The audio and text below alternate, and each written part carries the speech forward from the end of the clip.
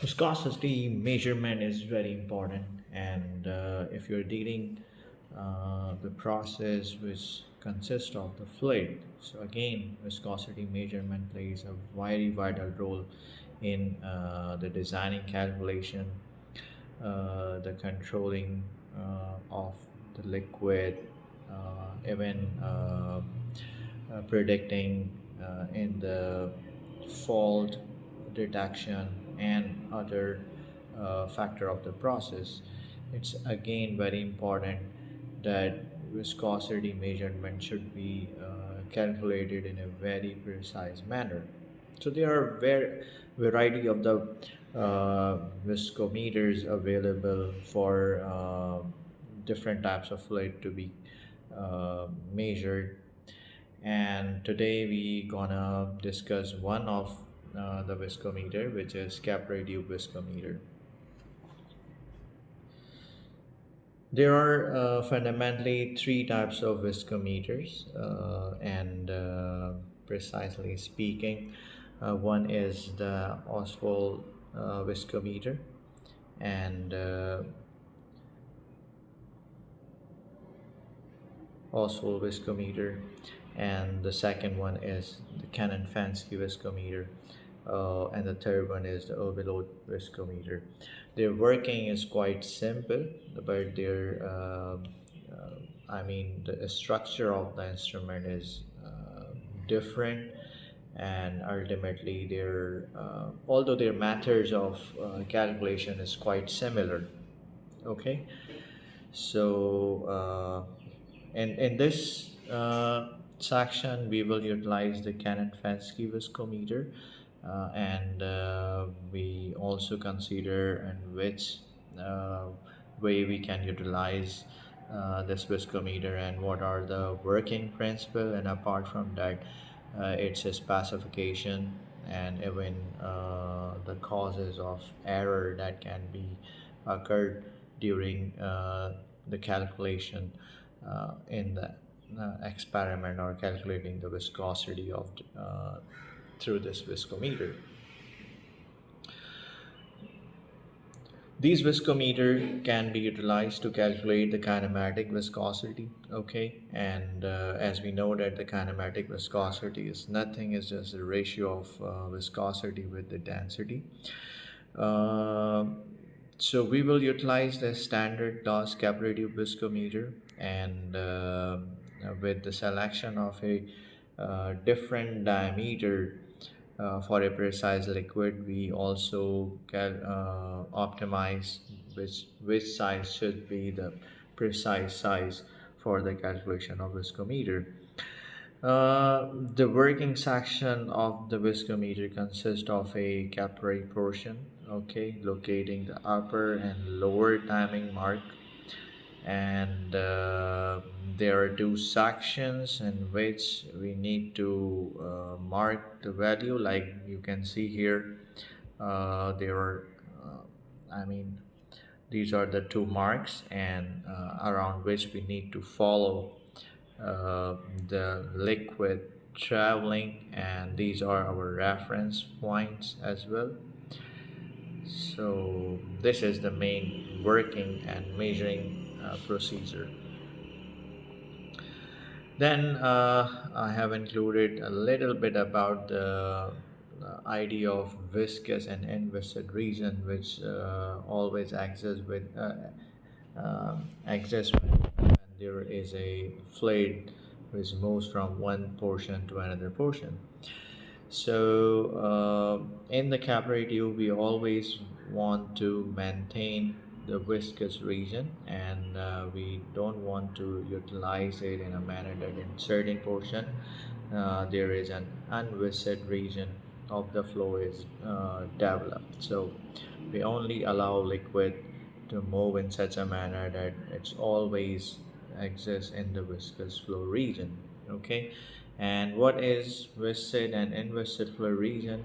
You can clearly see here in this three diagrams that we have uh, a flow which is over this stationary surface, and that give us the velocity profile like this, in such a manner that in this point we have a velocity of 0, and ultimately we have in this upper portion the velocity is maximum and having the highest value. Okay, so around this portion to that layer, in fact, we can see there is no velocity gradient. We can see if we go up in the direction. Although in this portion, we can say that there is a velocity gradient from 0 to the maximum value, and this is the portion where viscosity is playing its vital role. And that's why we always uh, want to utilize that if the flow is developed within this system, and its working characteristic should not be like this, because in this portion we can clearly see it's an inviscid region. Although if we see the profile here in this pipeline, so it's continuously changing along uh, in both directions, like in upward direction and in downward direction, so that reflect that it's completely favorable uh, characteristic for utilizing the capillary viscometer, because there is no inviscid region within the flow. And on the basis of that we will select the diameter. Okay, if there is a diameter which offers the inviscid region, so we will reduce its diameter, and ultimately if there is over viscous region we can feel within a fluid, so ultimately we have to select a greater diameter uh, to perform our experiment and in rectifying the viscosity of a given fluid. In this, now we move forward towards the measurement of the kinematic viscosity using a standard Capillary viscometer, and which can be measured by this simple equation, where we can see the nu in fact is the kinematic viscosity, and it can be calculated with the help of this equation. Uh,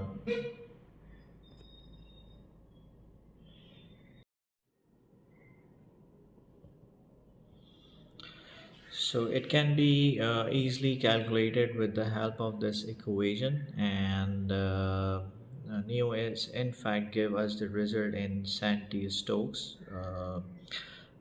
which is the unit of kinematic viscosity.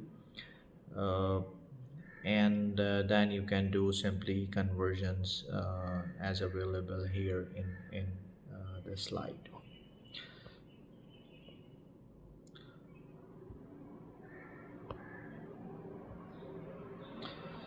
Now, what is exactly the working principle of this viscometer? So, the main fundamental uh, law on the basis of this capillary viscometer is usually works is based on the Poisson law. In fact, okay. And Poisson law is in fact give us the relationship between the volumetric flow rate, and when we allow a fluid uh, to pass through a pipe which has some pressure difference, okay, across over a particular length, and which has certain cross-sectional area to flow, okay, and definitely it's also depend upon the viscosity of the liquid.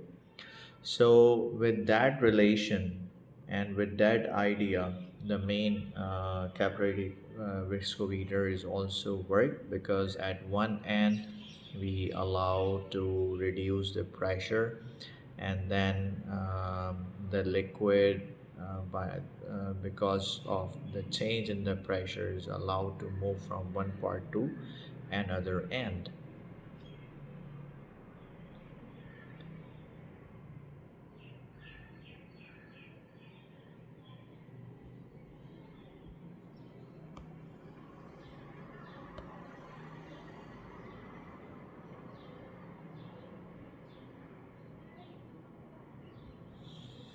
This is the guide through which you can may select the size of the viscometer, and ultimately it's depend upon uh, the range of the viscosity. And as I had told you that it's totally depends on whether in a capillary tube there is an inviscid region is available or not. Okay, so if you are utilizing and measuring the viscosity and that come in the range of this, so for that your viscometer should be of this size, and ultimately vice versa it's increase up to maximum value range of 1600 or 8000. In between of that you may utilize the viscometer which has a coefficient of 8. Okay, and this is the value of a which will we may utilize for the equation which we had just seen in the in this previous slide to calculate the um, kinematic viscosity of a precise liquid. Okay, this now we move forward towards what is the experimental procedure. So first of all, we will see understand the different points available in the viscometer. Initially, you are supposed to pour a certain amount of the fluid in the container in this capillary tube, okay, which is approximately 5 ml. Okay, and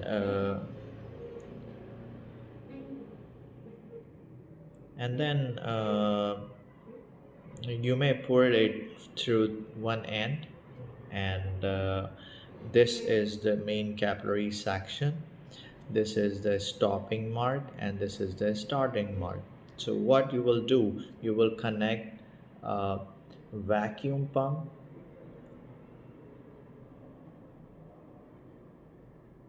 at this end, okay, and you will reduce the pressure at this point, like P1 will keep decreasing with the passage of time, and on the basis of that the level of the liquid may start to rise in this portion of the capillary tube in such a manner that you will receive this uh, characteristic of the liquid in such a manner it is connected with the vacuum pump. Then after that you will allow to release the pressure, and because of that the liquid again start to move downward in this direction and ultimately upward in this direction. So in during this uh, moving of the liquid or motion of the liquid, there are two marks, okay, one is here and the second one is here, and we will monitor the time that will required for liquid to travel or travel down from this portion of the capillary tube, and that time will be known as the elapsing time. Okay, and again we will utilize it in rectifying the kinematic viscosity, and you can see the t here is the elapsing time. The main significance, again, it has a lot of applications in different industries, including lab work of the fluid mechanics, and apart from that, the material testing, uh, uh, R&D, lubrication industries who manufacture the material like the lubricant oil, chemical processing industries. Obviously, all fluid has this viscosity is an defining the property of a liquid. So obviously, it's again very important property to calculate when there is some liquid chemical is produced. Ultimately, the quality control of the oil, fuel, and food liquids. These matters are very important in these industries. Considering specifically to the food, we have variety of the liquid food productions, including milk, food and beverage industries, and a lot of, in fact, other industries come in this range. This is again very important if you are dealing and utilizing the capillary viscometer, that you need to consider these point in before optimizing uh, the measurement of viscosity, and selecting that you are supposed to measure the viscosity with capillary viscometer. The first one is the use of correct viscometer size. As I had told you, that you need to be considered that your viscosity, you are calculating it over a particular range, and it should be on an appropriate size, and ultimately you are utilizing the coefficient correctly. The second one is avoiding uh, overloading of the viscometer. As I had told you, that you are supposed to uh, place a calculated amount of the liquid in the viscometer at the very beginning uh, part of the experiment, and in our case we will use 5 ml of the liquid and pour it into the viscometer. Third one is the use of the correct calibration factor, reference to the table. And the fourth one is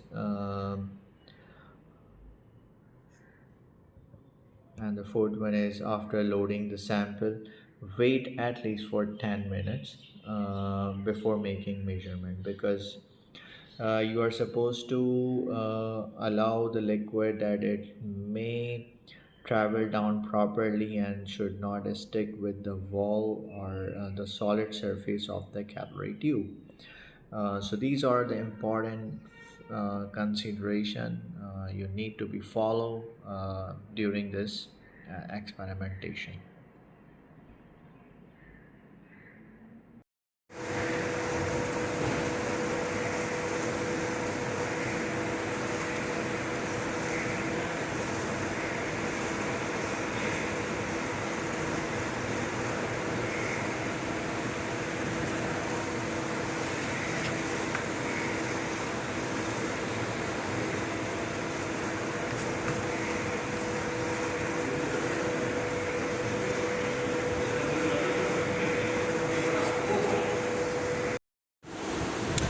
Okay, Assalamualaikum students, hope you all doing well. Today we are doing the practicals in which we will measure the required viscosity of the given liquid. First of all, what we'll do is we will take the liquid and this raw material in this container, and this is a thermometer through which we can measure the temperature of this particular liquid. Okay? So at the first stage, what we'll do is just to measure the temperature of the liquid, and give some time to take the reading. Okay, after that you have to know that this temperature is around 22 degrees centigrade. So please note it down on your books that the temperature of the liquid is around 32 degrees centigrade. After that, what we will install this capillary tube in this stand. Okay, this is a complete given capillary tube which has a specific diameter, and it is depend upon which type of liquid you are going to measure the viscosity of that. Okay, so at the first stage, what we do is we will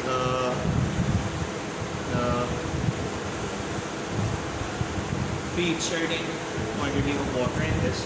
Okay, as you can see here present, there are a specific amount of the liquid present in this capillary tube. Okay, and I'm just zooming out it so that we will begin our practical.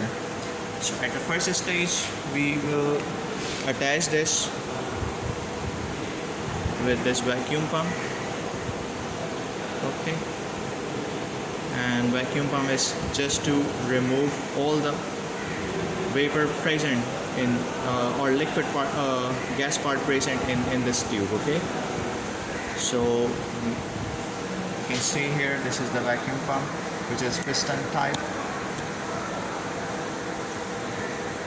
Okay, I believe you have done this type of vacuum pump in your thermodynamics practicals as well. So for that we have just to push and forward this in order to move the liquid in upper direction.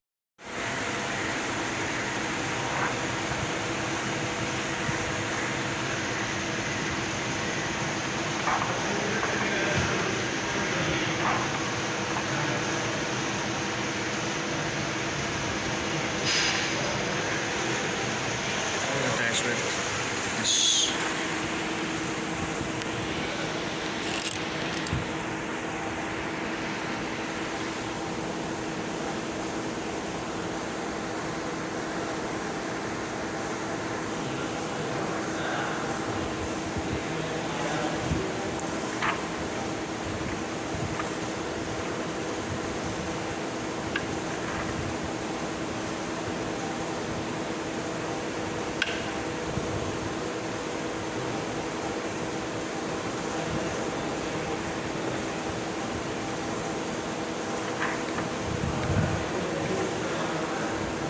I turn off my stopwatch from here,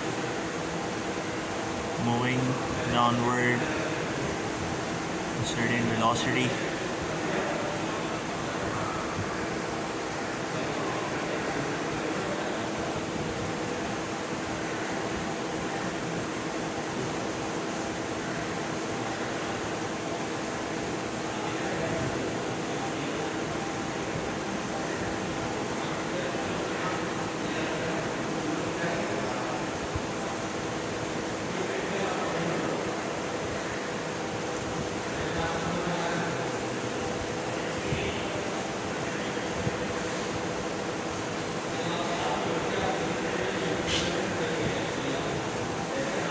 Turn on my stopwatch now. Now it's moving downward.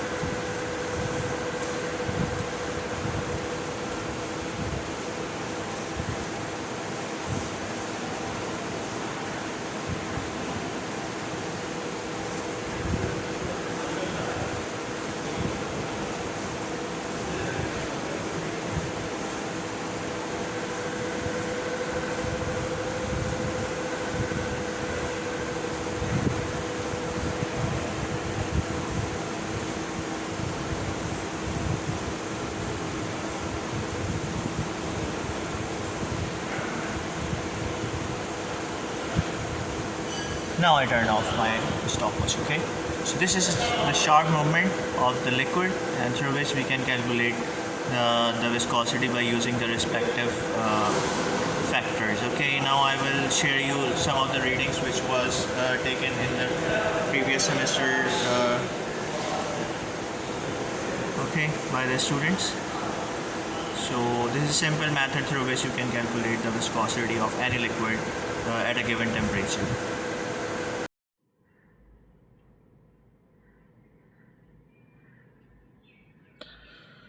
Okay, so at the end of the experiment, we receive these observations, and we come to know that uh, our same liquid uh, with three different with size of the viscometer, we are receiving different values, and moreover it is moving around 0.7 24 uh, to 0.705, so in between of that. So let's move towards the table and the reference table, and we clearly see that it should be we should utilize uh, the capillary tube of size with has a coefficient of 0.02 to get the accurate reading. So this is our observation, and then we move forward towards there are certain factors that may cause error in your calculation. The first one is the temperature fluctuations. If you are placing the liquid, it should be homogeneously with the temperature, and obviously when you allow to place the fluid in the capillary tube, it should be placed for a certain time, so that it will come in the equilibrium with the capillary tube as well. Because that suppose if you are placing the liquid at 40 degrees centigrade and your capillary tube is at 20 degrees centigrade, so there will be some after coming in contact with the liquid and the solid wall, there will some equilibrium time duration is required, so that all the fluid layers will gain the same temperature and it will be in a particular uh, uh, thermal equilibrium. The second one is again very important, which is incomplete cleaning and residual contamination present in the fluid. This is again very important that you properly clean your capillary tube viscometer, and before starting you should properly dry it with the air, and after that you should rinse it with a liquid which you are supposed to calculate, whose viscosity need to be calculated with the help of the viscometer. The third one is the presence of the air bubbles or trapped. As you know, the capillary size is very small, and sometimes happen very often that the air bubble trapped in your capillary tube viscometer, and then you start your experiment, and that cause a lot of deviation in your calculation. Then the fourth one is again improper suction control. As you know that you are supposed to uh, develop or connect one end of the capillary tube with the vacuum pump. So it's again very important that your vacuum line is properly seal and properly connect. There are no leakages on that line, and so that there is no air trapped or come inside from the atmosphere that reduce your vacuum system. Imprecise calibration constant. Again, the selection of the calibration constant is very important, and uh, you need to select it with the help of the table. Evaporation and volatility of the sample is a very important factor, as we know that some liquid are volatile, and some liquid has a lot greater capacity of uh, being uh, uh, developing the vapors at ordinary conditions. So again, you need to consider the vapor pressure of the liquid while working. It should be below than the operating pressure should be below than the vapor pressures, and that make sure that your system will be moved properly. Then we have contamination between run. Okay, that again a very important factor, but although we have covered in the section 2 as well. Improper density measurement. So as it is, as you know that we are calculating the kinematic viscosity, so its density measurement of the liquid is very important and should be appropriately measured. Then we have in the very last that there the instrument damage or wear, because if you are frequently using your Capillary Viscometer or cleaning it, so it should be properly cleaned with a very good surfactant material, so that its inner surface of the capillary tube is not get roughed, because if glass and plastics come in the category of a smooth solid surface, and if they partially damage or erode, so their surface get as not as much as smooth as it should be available in, and it was available in at the when you at the time when you purchased that capillary tube. So again, these are important factors, and that may cause error in your calculation. So that's all for today. I hope that in this video increase your information related to how we may calculate or determine the viscosity with the help of capillary viscometer. And on a wide range, we have covered the significance of this viscometer. Apart from that, its limitations and the factors so you need to be considered that may cause error in your calculation, and how you will select its coefficient or constant values in of the formula by considering the viscosity which you have calculated in your experiment. Thank you very much.